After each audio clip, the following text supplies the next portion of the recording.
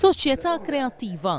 Din kienet it-tema ta' seminar li tella mill-Partit Laburista f'Dar il-Mediterrana l-konferenzi, blan li diversi esponenti foqsma differenti tal-arti f'pajjiżna jiddiskutu. Diskussjoni dwar x'inhuma l-problemi li jsibu n-nies fl-oqsma tal-arti f'pajjiżna, suġġerimenti dwar x'jista' jsir u aktar minn hekk dwar kif l-arti tista' tikkontribwixxi għall-ekonomija ta' pajjiżna. Fl-intervent tiegħu il-mexxej Laburista Joseph Muscat qal li l-irwol tal-Istat għandu jkun li jagħti level playing field lit-talent tal-pajjiż sabiex dan ikun jista' jimraħ.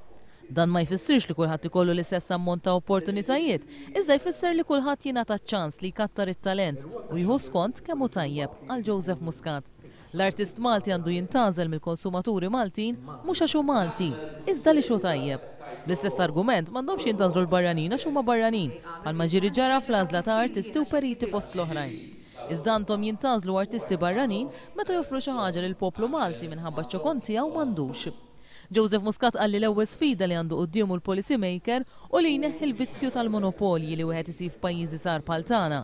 Jiġifieri li dejjem jintgħażlu l-istess nies. L-irwol tal-Istat għandu jkun li jesponi t-talent veru u li jidentifika iċ-champions ta' pajjiżna u jippromovihom. U hawnhekk jidħol ukoll il-bżonn li x-xandir pubbliku li jitħallas mit-taxxi tal-poplu jippromovi attivitajiet u produzzjonijiet li jiswew il-flus minħabba x-xogħol li jinvolvu u li x'aktarx mhux dejjem ikunu jirrendu lura mill-lat kummerċjali. Iżda produzzjonijiet bħal dawn jagħtu lura livell ta' kultura lil poplu u mera ta' opportunitajiet lill-artisti Maltin.